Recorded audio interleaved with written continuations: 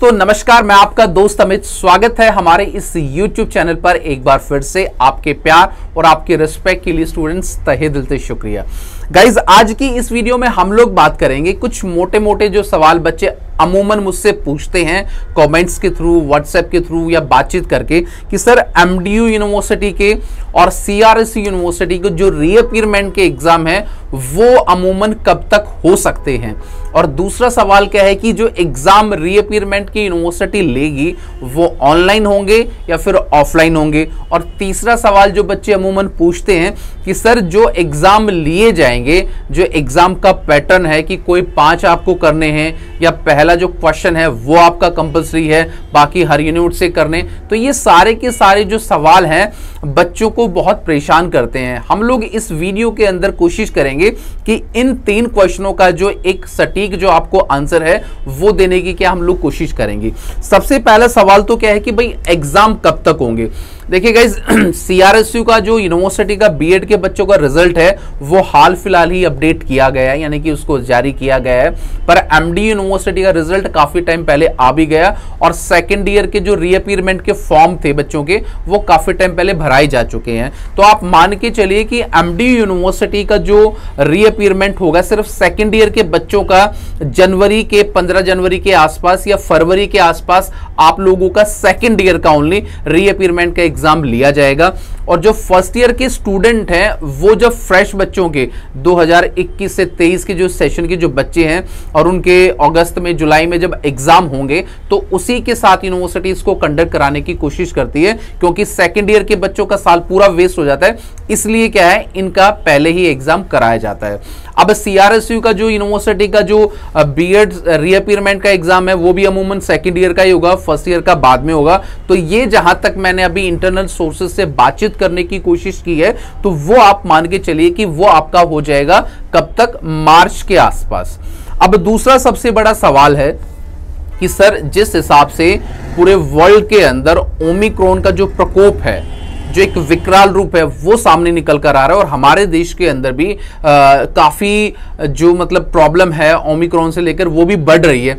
तो क्या हमारे एग्जाम जो रीअपीयरमेंट के हैं वो ऑनलाइन होंगे या फिर ऑफलाइन होंगे।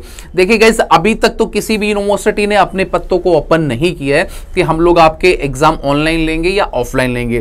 पहले तो हम बात कर लेते हैं MDU का। MDU का बहुत जल्दी आपके एग्जाम होने वाले हैं। जब सही आपका कोविड चल रहा था, जब भी यूनिवर्सिटी ने बड़ी मुश्किल से ऑनलाइन एग्जाम कराए थे, तो आप 99% ये मान के चलिए मेरे हिसाब से कि आप लोगों के जो एग्जाम है वो MDU के ऑफलाइन ही होंगे। अगर बाय चांस कोई एक नोटिफिकेशन आ जाता है तो हो सकता है यूनिवर्सिटी इसको चेंज भी कर दे।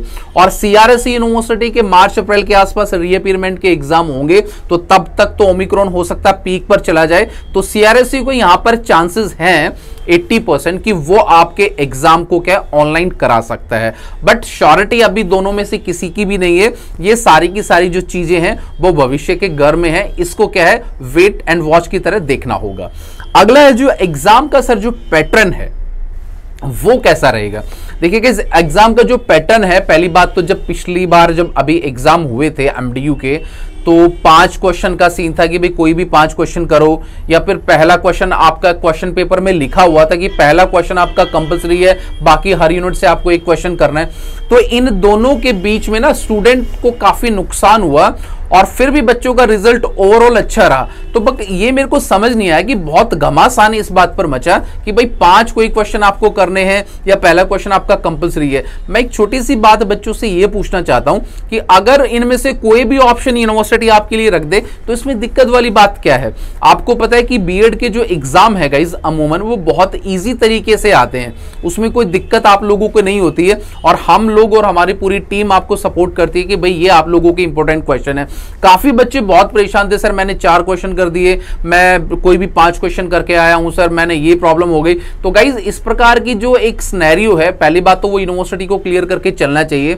बट फिर भी 5 से 10% बच्चे ऐसे होते हैं जिनको इन चीजों से दिक्कत हो सकती है, क्योंकि भाई वो सोच के चलते कि मुझे कोई भी 5 क्वेश्चन करने हैं। अगर पहला क्वेश्चन आपने कंपलसरी कर दिया तो फिर क्या दिक्कत होगी। तो आप जैसे भी करना चाहो उसको वैसे ही कर सकते हो, कोई इसमें घबराने वाली बात बिल्कुल भी नहीं है। आप रिलैक्स होकर आप अपने अपने एग्जाम को कीजिए।